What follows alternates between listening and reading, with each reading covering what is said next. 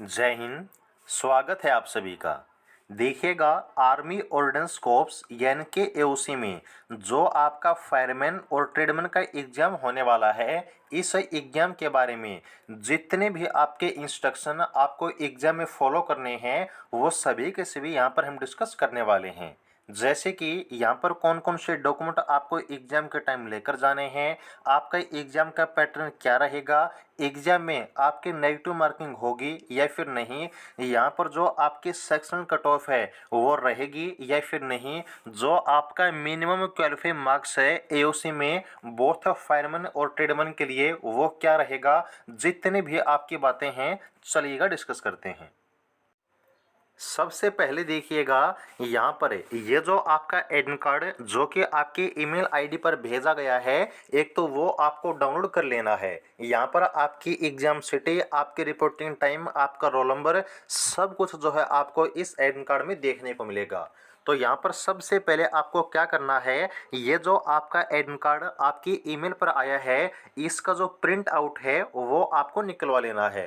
Print out का मतलब ये है कि जो इसकी हार्ड कॉपी है वो आपको एग्जाम सेंटर पर लेकर जानी होगी।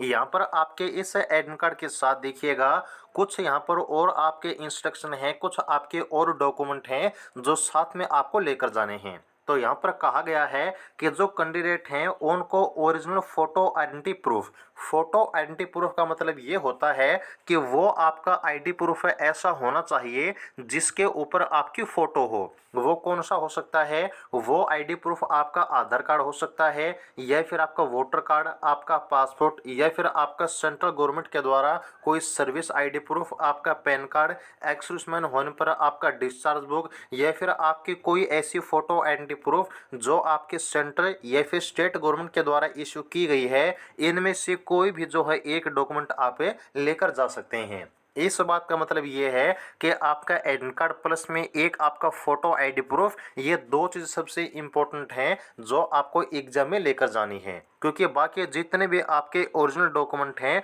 वो आपके फिजिकल के टाइम आपके चेक हो चुके हैं, इसलिए अब ज़्यादा जो डॉक्यूमेंट हैं वो आपको नहीं लेकर जाने हैं। अब यहाँ पर देखिए, आपको कहा गया है कि कोई ऐसा कैंडिडेट है जिसके डेट ऑफ बर्थ आपके डॉक्यूमेंट में मिसमैच है, यानी कि आपकी ये डॉक्यूमेंट हैं जो एडमिट कार्ड के साथ आप लेकर जाने वाले हैं, अगर उनमें डेट ऑफ बर्थ आपकी नहीं मिलती है तो आपको क्या करना है, एक एडिशनल ओरिजिनल डॉक्यूमेंट जो कि आपके 10th क्लास या फिर आपका जो सर्टिफिकेट है, मार्कशीट है, इनमें से कोई भी एक चीज़ आप लेकर जाइएगा जिसमें आपकी जो डेट ऑफ बर्थ है बिल्कुल सेम है, वहीं आपको लेकर जाना है। उसके बिना एंट्री आपको नहीं मिलेगी अगर आपकी डेट ऑफ बर्थ डॉक्यूमेंट में मिसमैच होती है। ओके, यहाँ पर देखिएगा, ये जो आपके बाकी इंस्ट्रक्शन हैं इनमें आपको कहा गया है कि आपको कौन सी चीज़ें एग्जाम सेंटर पर या फिर एग्जाम के दौरान फॉलो करनी है।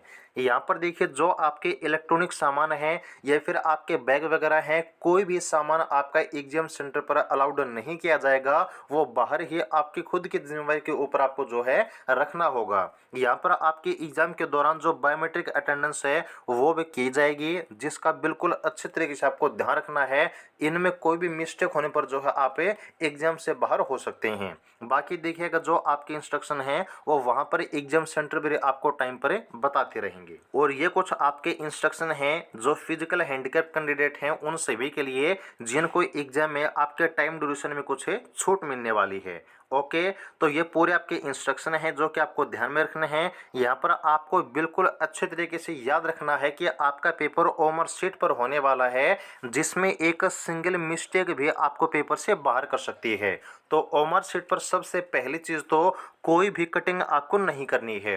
दूसरी बात, यहाँ पर अगर बाई चांस कोई मिस्टेक आपसे हो जाती है तो उसको साफ नहीं करना है, उसके ऊपर कटिंग नहीं करनी है, अपनी ओमर शीट को बिल्कुल भी फोल्ड नहीं करना है। ये सभी चीज़ें आपकी ओमर शीट को कैंसिल कर सकती हैं। अगर वहाँ पर मान लीजिए कोई आपका आंसर है जो बाई मिस्टेक आपसे गलत फिल हो जाता है, तो भी वो आपको बिल्कुल करेक्ट नहीं करना है, क्योंकि वो आपको दोबारा करेक्ट करने पर गलत ही माना जाएगा। और वहाँ पर जो आपका डाटा आप फिल करेंगे उसमें बिल्कुल मिस्टेक आप न करें, उसमें कोई काट पीट आपकी कोई भी साफ करने की चीज़ें आपकी पूरी ओमर शीट कैंसिल कर देंगी। इसलिए इन सब बातों का बिल्कुल आप भी ध्यान रखिएगा। अब हम बात करते हैं आपके एग्ज़ाम पैटर्न के बारे में। तो यहाँ पर देखिएगा जो आपका एग्जाम है उसमें टोटल ये आपके 4 सब्जेक्ट, ये 4 सेक्शन आपके आने वाले हैं, जिसमें रीजनिंग से आपके 50 क्वेश्चन आएंगे, जनरल अवेयरनेस जीके से भी 50 क्वेश्चन आएंगे। इसके बाद न्यूमेरिकल एप्टीट्यूड यानी कि मैथ से 25 क्वेश्चन और जनरल इंग्लिश से 25 क्वेश्चन। तो टोटल यहाँ पर 150 क्वेश्चन आने वाले हैं। 150 नंबर का आपका एग्जाम रहेगा, यानी कि एक क्वेश्चन आपका 1 नंबर का होगा। और टोटल यहाँ पर 2 घंटे का जो टाइम है वो आप सभी को एग्जाम के लिए मिलने वाला है। जितने भी आपके क्वेश्चंस हैं वो आपको बोथ है इंग्लिश और हिंदी में देखने को मिलेंगे, सिर्फ है इंग्लिश लैंग्वेज को छोड़कर। ओके, तो यहाँ पर ऑब्जेक्टिव टाइप आपका पेपर रहेगा, जिसमें आपके एक क्वेश्चन के 4 आंसर होंगे और जो आपका सही आंसर है वो आपको ओमर शीट में फिल करना होगा। तो अच्छे तरीके से जो आपके क्वेश्चंस की सीरीज है वहीं आपको आंसर ओमर शीट में फिल करना है, क्योंकि अगर आप एक क्वेश्चन की सीरीज भी गलत फिल कर देते हैं तो वहां पर आपके पूरे पेपर की जो सीरीज है वो गलत तो हो सकती है, यानी कि जो आपका पूरा पेपर है वो आपका गलत तो हो सकता है, जिसका बाद में आपको ऐसा पछतावा होगा जो शायद कभी भी आपका ठीक न हो सके। इसलिए जिस पेपर में जिस क्वेश्चन का आंसर आप फिल कर रहे हैं ओमर शीट में उसकी सीरीज आप अच्छे तरीके से चेक करने के बाद ही फिल कीजिएगा। उसके बाद यहाँ पर आपका सेकंड डाउट है नेगेटिव मार्किंग के बारे में। तो यहाँ पर देखिए आपकी 0.25 यानी कि 1/4 की जो नेगेटिव मार्किंग है वो आपके पेपर में दी गई है। इसके कहने का मतलब ये है कि अगर आप एक क्वेश्चन सही करते हैं तो उसका 1 नंबर मिलेगा, यदि आप 4 क्वेश्चन गलत कर देते हैं तो उसका 1 नंबर जो है आपका काट लिया जाएगा।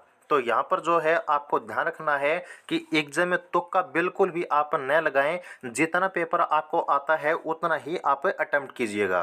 अब आपका एक और डाउट है सेक्शनल कट ऑफ के बारे में। अब सेक्शनल कट ऑफ क्या होती है सबसे पहले तो ये जान लीजिए। जैसे कि यहाँ पर टोटल आपके 4 सेक्शन हैं, हर एक सेक्शन से कितने क्वेश्चन आने वाले हैं इसका डाटा आपको बताया गया है।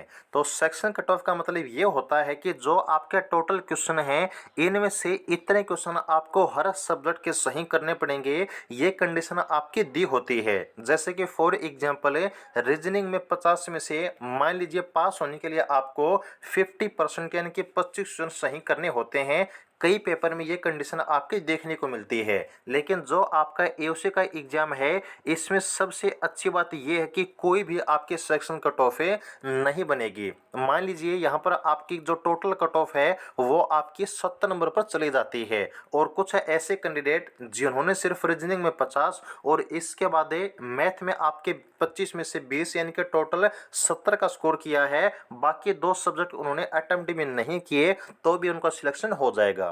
ओके, तो कोई भी यहाँ पर आपका जो कट ऑफ है सेक्शन कट ऑफ है वो नहीं बनी है। इसके अलावा यहाँ पर आपका एक और क्राइटेरिया होता है मिनिमम क्वालिफाइंग मार्क्स का, जिसका मतलब ये होता है कि इस 150 में से एक कंडीशन के तौर पर मान लीजिए आपको कम से कम 50% यानी कि आपका 75 का जो स्कोर है वो करना ही होगा, इसके बाद ही आपकी कट ऑफ बनेगी। लेकिन यहाँ पर आपके एग्जाम में ये दूसरी सबसे अच्छी बात है कि यहाँ पर भी कोई भी आपकी जो कट ऑफ है मिनिमम वो आपकी नहीं रखी गई है, यानी कि जो बच्चे एग्जाम देंगे वो कितना स्कोर करते हैं सिर्फ उन्हीं के आधार पर आपकी कट ऑफ बनेगी। ये कट ऑफ 150 में से 150 भी जा सकती है, 50 भी जा सकती है, 100 भी जा सकती है। इसलिए आपको ये चीज़ें ध्यान रखनी है कि पेपर जितना आपको आए उतना ही अटेम्प्ट करना है, क्योंकि नेगेटिव मार्किंग है।